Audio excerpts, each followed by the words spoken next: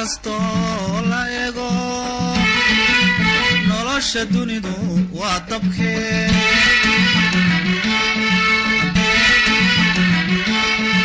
doc kastoo la eego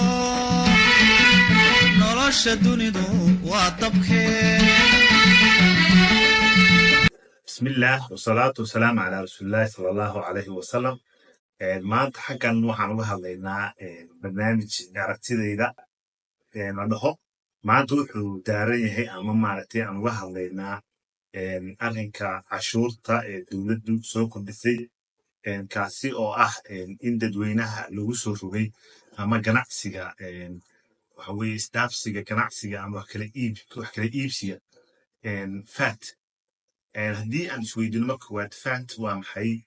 VAT waxa weeye value added tax. waxa weeye qiimaha markaas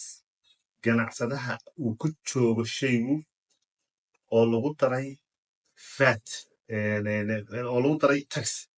taxkaas oo ah cashuurtii dowladdu ay soo falbatay. marka tusaale ahaan anigu haddii aan maanta xafiiskayga u gado tigidka hadduu igu joogo $1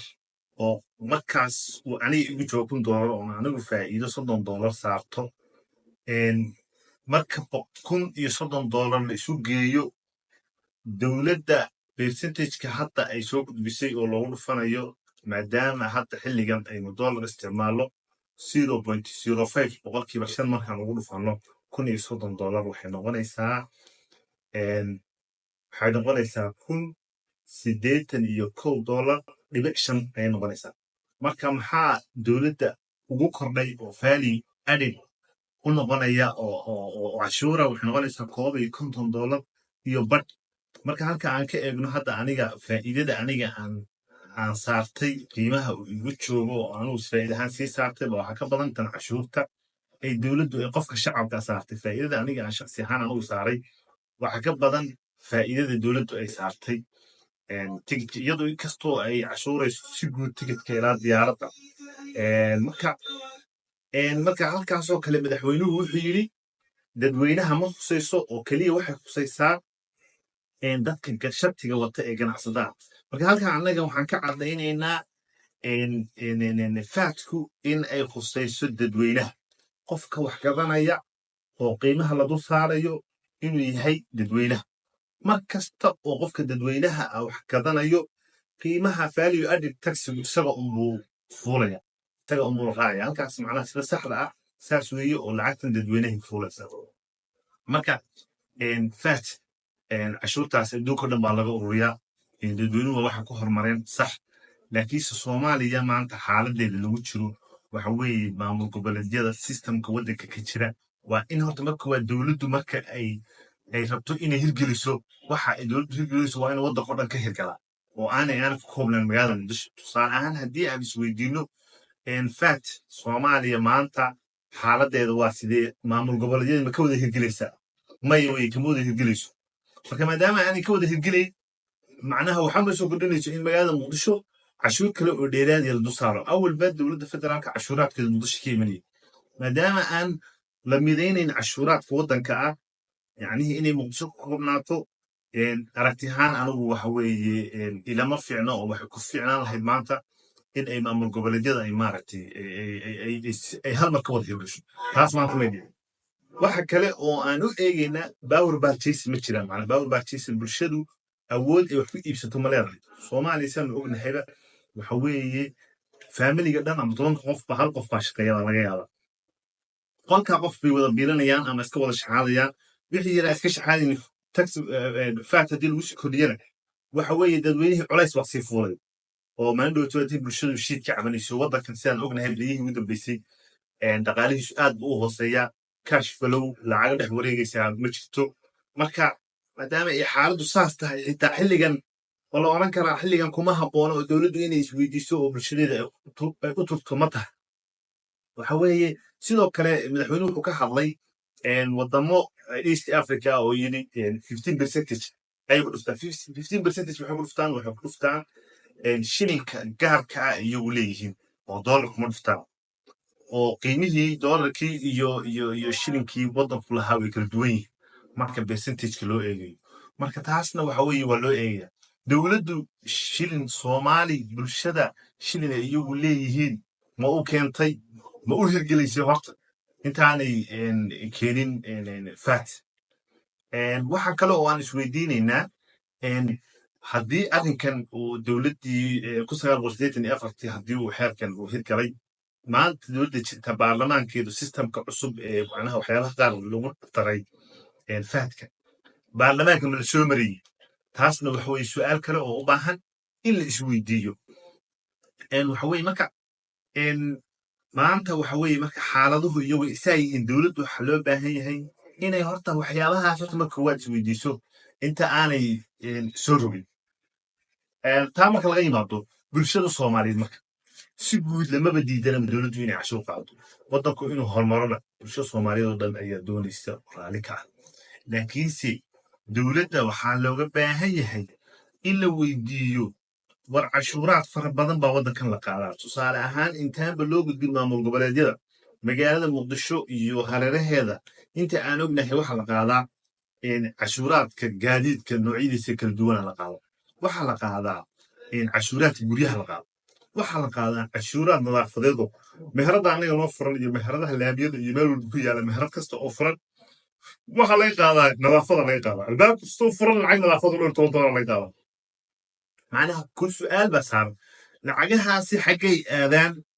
magaalada muqdisho may ka muuqdaan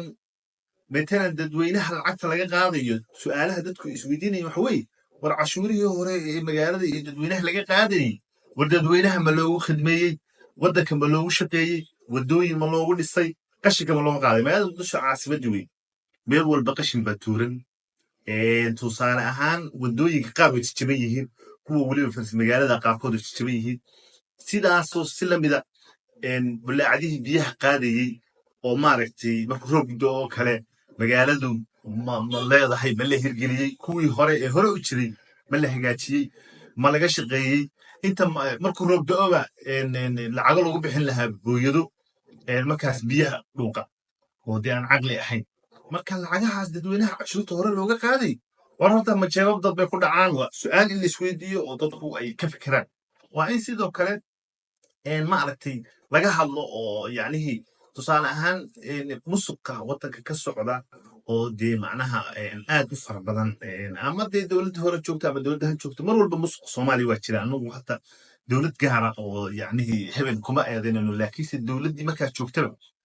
in ay la socoto dhaqdhaqaaqa dadka sistamka ka shaqaynaya ama lacagaha lunsanaya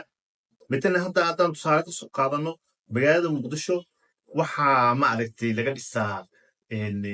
guryo aad u fara badan dabaqyo 10 milyan qaarkood ku baxayso 5 milyan ku baxayso 20 milyan ku baxayso 2 milyan ku baxayso lacagahaas marka dib loo eego haddii dib falanqayn loogu sameeyo ama dib baaris lagu sameeyo ganacsatada intay dhisanayso waa kooban yihin waddanka waxaa laga yaaba in 30 sano ganacsi kusoo jira inaanu dabaq 3-4 milyan aanu dhisan marka nin meel loo magacaabayna uu dhisanayo 5 daarood oo maaragtay 10 milyan 20 milyan u dhisanayo in la isweydiiyo la dhaho xagee ka keenta oo maaragtay hay-adaha ku shuqul kale ay daba galaan oo maaragtay markaas la ogaado wixii cashuuraadka iyo bulshada loogu talagalay ee caafimaad loogu raadin lahaa ee waxbarasho loogu raadin lahaa ee waddooyin loogu dhisi lahaa ee qashinka looga qaadi lahaa amnigooda lagu adkeyn lahaa oo lagu ilaalin lahaa haddiiba jeebabdada ku dhacayso cashuurta kale ee faadka ee maanta dadweynaha lagu soo kordhiyey maxay soo kordhinaysa xamus kordhinayso haddii shirkada loo sameeyo cashuuraadka waddanka laga ururiyo iyaduna de waa masiibo kale dadweynuhu soomaaliyeed mar walba waxay diyaar u yihiin dowladooda iyo dowladnimadooda inay la shaqaystaan la garnaqsadaan laakiinse shaki wuxuu ka jiraa lacagtaas xaggee aadaysa kuweesha su-aal baa saaran macnaha su-aashaas markasta in dowladdu ay ka jawaabto dowladda haddii lasoo eedeeyo waxyaabihii lagu soo eedeeyo kale waa inay qaadato waa inay wixii sharciyaada iyo wixii sistema iyo wixii musuqmaasuq la dagaalan tusaale ahaan nin baa musuq lagu qabtay waa la xukumay hadhowt waxaad arkaysaa ninkii musuqa lagu qabtay oo la dhaqayo oo leeyahay hebel waa lagu gifay ama waa sidan war haddii musuq jiro qofka musuqa lagu soo qabtay ha lagu xukumo xukunkuna keliya yaanu ku ekaan oo sharcigaas yaanu ahaan hebel 2 sano la xidhay iyo 3 sano la xidhay haddiiba sharci xoolo dadweyne lagu qabto qofkaas inaanu xil dambe iyo shaqo dambe oo dowladnimo inaanu arkin oo dadku ay qofka dowladda u shaqaynaya u noqdo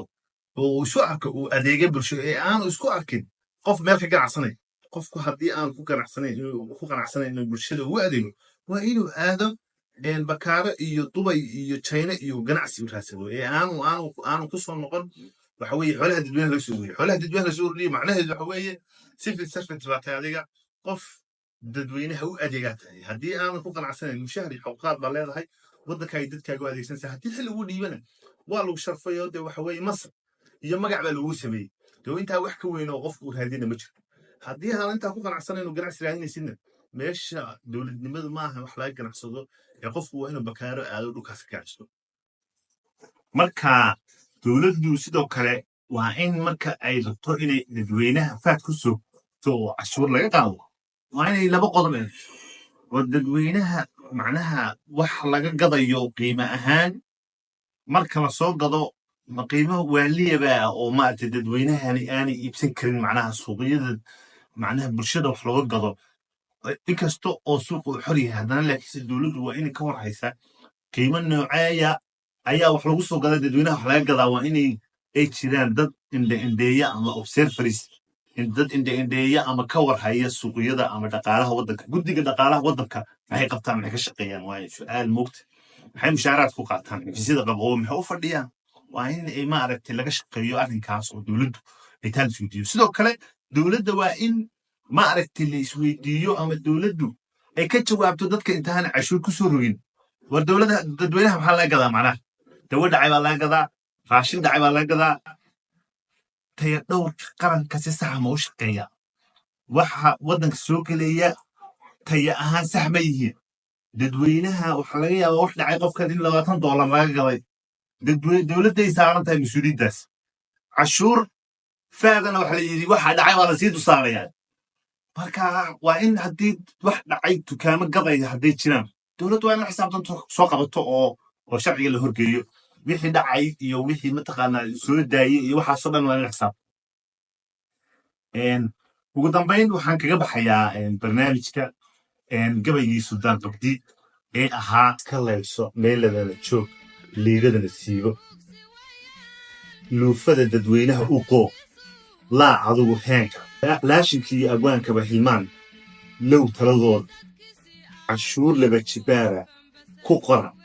leydka soo baxa dukaankii soo leersadaba macnaa dukaankii meelka ifayaba cashuur ku qora lacag murid haddaynina wixii lumaya yeelkeeda